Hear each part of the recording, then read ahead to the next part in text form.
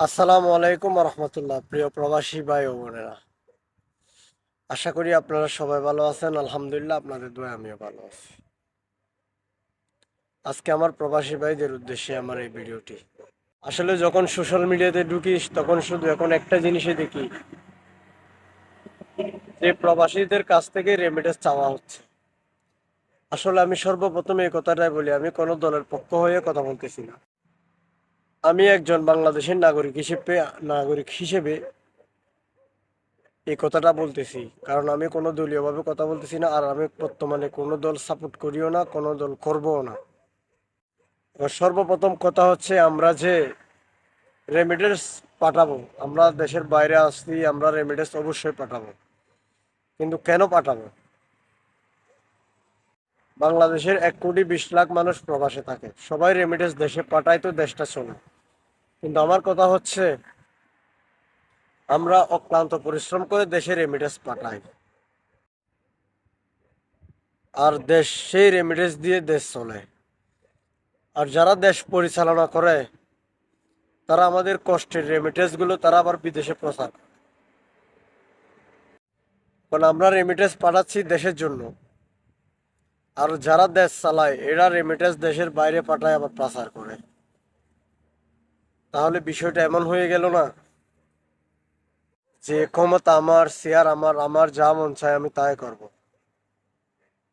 যদি আপনারা সেটা মনে করেন, তাহলে আপনারা ভুল মনে করবেন। রেমিটেন্স আমরা অবশ্যই অবশ্যই পাঠাবো, কিন্তু আমাদেরও কিছু চাওয়া পাওয়া আছে। আমরা অক্লান্ত পরিশ্রম করি প্রবাসের মাটিতে, বিনিময়ে আমরা কি পাই? আমরা যখন দেশে যাই এয়ারপোর্টে, সর্বপ্রথম এয়ারপোর্টে আমরা ব্যবস্থাটা পাই না, ভালো একটা সুযোগ সুবিধা পাই না।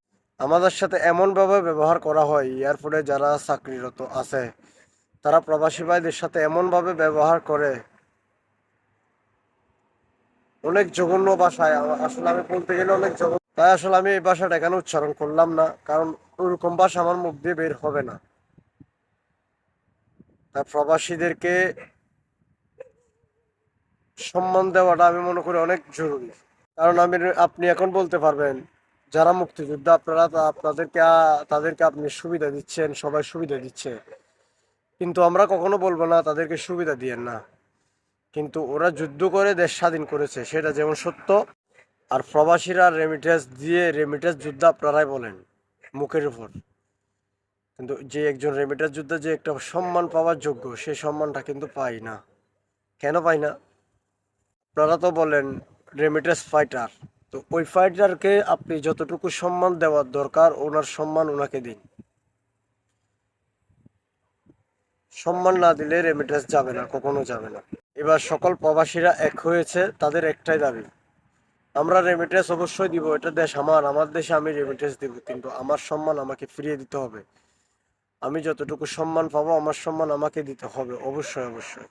আমি কিন্তু কোনো দলের হয়ে কথা বলি নাই, কোনো দল করিও না, কিন্তু আমি একজন বাংলাদেশী নাগরিক, আমি একজন রেমিটেন্স ফাইটার, আমি একজন রেমিটেন্স যোদ্ধা। আমার অধিকারের জন্য আমি কথা বলতেছি, অবশ্যই আমি কথা বলবো।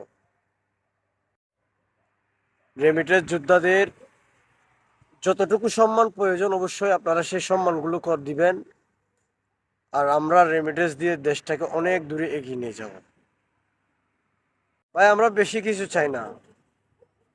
আমরা চাই এয়ারপোর্টে ভালো একটা ব্যবস্থা, এবং আমাদের সুযোগ সুবিধা, যেগুলো আমাদের অসুবিধা হয়, কিছু একটা সুযোগ সুবিধা, আহামরি কিছু আমরা চাই না। সবাই ভালো থাকবেন, সুস্থ থাকবেন।